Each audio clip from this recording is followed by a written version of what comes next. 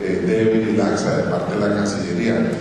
Para eso era la comparecencia, era en relación con lo actuado y no necesariamente con lo de la Haya, con lo cual nosotros estamos de acuerdo y respetamos profundamente lo que la Cancillería y el gobierno están haciendo, y en esa línea nosotros nos hemos puesto a las órdenes. Aquí hay que señalar otras cosas también, por eso digo que la solución no solamente es en el campo jurisdiccional, sino en el campo político y social, y a mí me alegra mucho esa carretera que don Carlos menciona. Lo comencé yo a tratar el año pasado, producto de las giras que hacía, y ver cómo nuestros agricultores y nuestros finqueros importantes, etcétera, la misma población, tenían posibilidad de salir. La misma policía de Costa Rica no tenía posibilidad de entrar por ahí en una tragedia, en una emergencia, ellos mismos se quedaban ahí atrapados, y eso me parece muy importante porque ha sido producto, digamos, de todo este trabajo que hemos realizado nosotros. Otro asunto importante me parece a mí, y lo traigo a colación porque Vladimir señalaba algo importante en relación con el clima dentro de Nicaragua, y que tiene que ver con las épocas electorales o preelectorales, y siempre los nicaragüenses que aspiran a manejar ese país han tratado de sanjuanizar la política, ¿verdad? Entonces siempre va a ser un problema que va a causar conflicto para nosotros.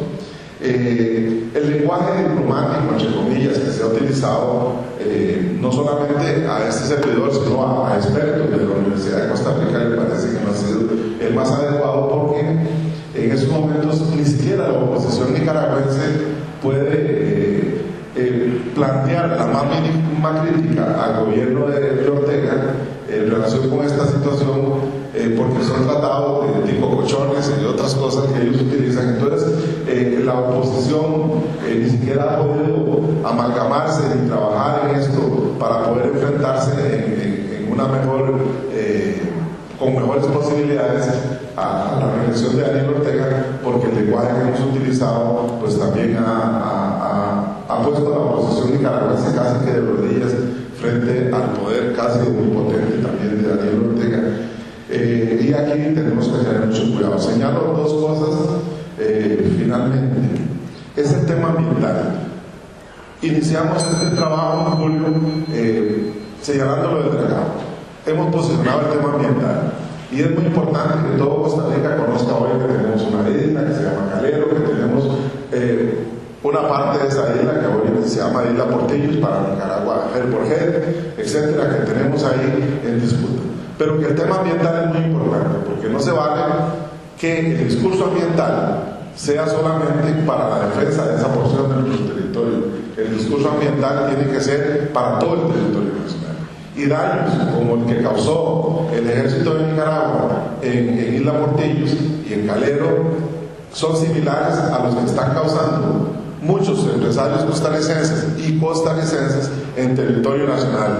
Cruzitas, Playa Zapotillal en nombre de Jesús, donde hay ministros y diputados involucrados, Jabuyal en Guanacaste, Sardinal y Talamanca, ni se diga, la destrucción de la zona marítimo terrestre, la destrucción de humedales, etc. Y eso es importante porque el discurso ambiental debe de proyectarse para todo el territorio nacional y no tener aquí un discurso ambientalista para Calero y un discurso ambientalista para el resto del país.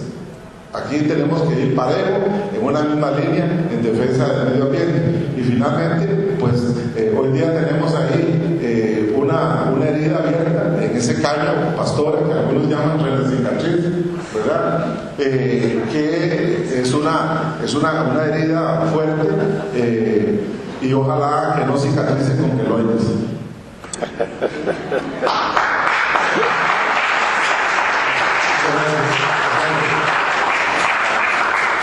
La rendición de cuentas que el Estado espera no va a haber ningún problema, pueden hacerla después de la sesión planteada. Lo que pasa es que hemos pedido un tema privado con las y los señores diputados. Es un problema de Estado, es un problema de estrategia, es un problema futuro.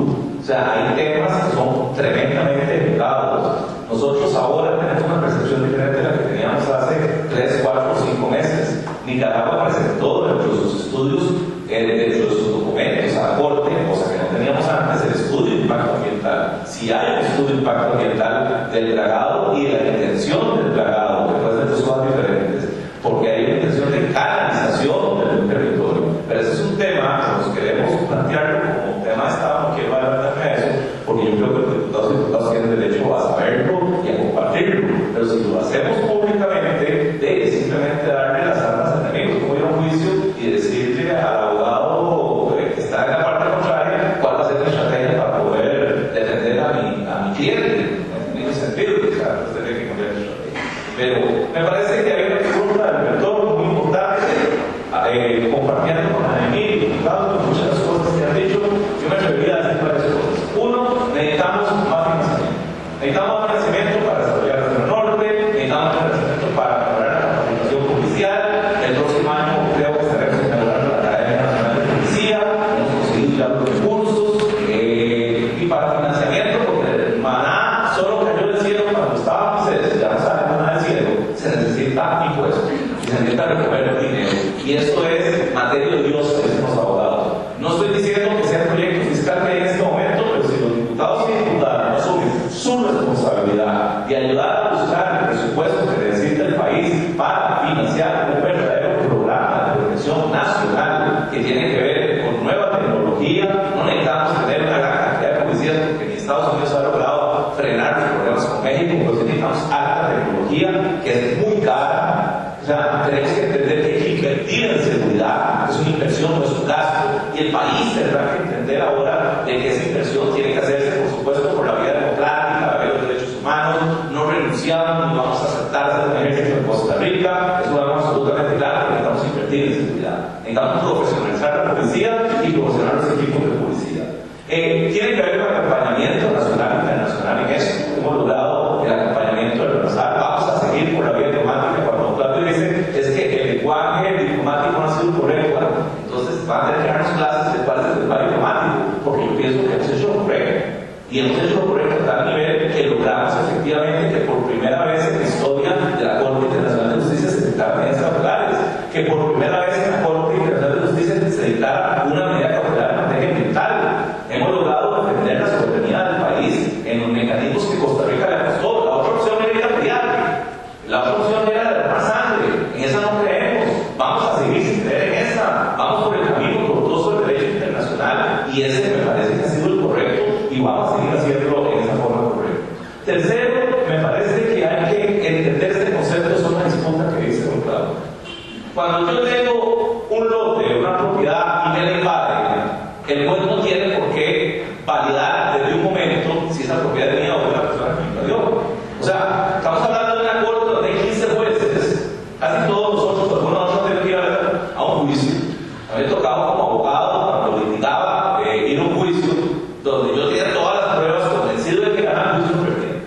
Porque 3 veces resolvían otra cosa, tengo que arreglar, ir a otra sentencia, etc. Bueno, eso es igual, es ir a una corte de 15 jueces que no tienen nada que ver con Costa Rica y Nicaragua, que Costa Rica representa pruebas históricas de más de 100 años, para nosotros absolutamente claras, pero para esos jueces no necesariamente sean reales. Ellos no tienen por qué saber si son reales o no, y Nicaragua representa sus argumentos falaces, inventados de la cabeza enfermiza de Pastora, y tampoco tienen por qué creer si son de verdad o son de mentiras.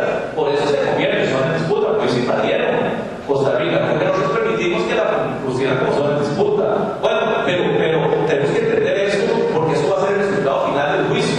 Pero tenemos que entender también que la Corte nos dio, y creo que debería ser el lenguaje costarricense, nos dio una zona de custodia ambiental. Solo que nos dio en el párrafo 86, al final de cuentas nos dicen, está bien, y la Corte yo no puedo decir que sea de ustedes todavía, pero le damos el derecho y la obligación administrativa y técnica de proteger este humedal, que es lo que estamos haciendo, lo que hicimos ayer y lo que estamos haciendo hoy.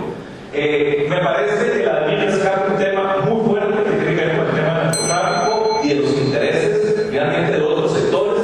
Nosotros en cualquier tenemos grandes dudas de por qué se hizo este operativo, de por qué estaban haciendo un aeropuerto en esa zona. El tema es muy complicado, el tema del narcotráfico merecería otro debate, pero eso solo se puede enfrentar con desarrollo y con mejor y más eficiente policía. Hay que entender efectivamente lo de las elecciones de Nicaragua, eso es un tema que nos va a llevar 8 meses más o 6 meses más. Vamos a seguir siendo conejillos limpios de Nicaragua. Yo quisiera nada más recordarles una cosa: nosotros hicimos una encuesta en Nicaragua, financiada por nosotros para ver qué estaban pensando los nicaragüenses, y el 86% de los nicaragüenses consideraban que el conflicto lo había originado Costa Rica porque queríamos apoderar el río San Juan. El general Julio César Avilés hace 2 días o 3 días mandó las turbas esas jóvenes de ayer y la gente que llegó a pedir a nuestros científicos, indicándoles que ese Costa Rica quiere aceptarse y apoderarse del río San Juan. O sea, hay una política de comunicación importante que nosotros tenemos que efectuar. ¿Cómo la desplegamos? Bueno, me decía ahora, o algunos de los elementos, algunas posibilidades. Me decía ahora el señor rector que la próxima semana, creo, tiene la dicha de sentarse con Daniel Ortega en una mesa de una actividad de las universidades de Centroamérica. Bueno, no creo que tenga que hablar con Daniel Ortega, pero me parece que con sus pares, y don Claudio con sus pares de Nicaragua, y don Vladimir con sus pares de Nicaragua, y yo con mis pares, y cada uno de ustedes con sus pares, y las iglesias con sus pares, etc. Creo que tenemos que ir hablando con la sociedad nicaragüense para de nuevo reiterar lo que hemos dicho en 150 años. No nos interesa el río San Juan, que es de Nicaragua. Fue un mal negocio, lo hicimos en 1858, pero lo hicimos, lo firmamos, y Costa Rica cuando firma algo lo acepta. Y en ese sentido yo creo que tenemos que hacer un trabajo de concientización y no parar para decirle a nuestros padres que nosotros no tenemos ningún interés en el río San Juan, pero que sí vamos a defender la soberanía costarricense. Muchas gracias.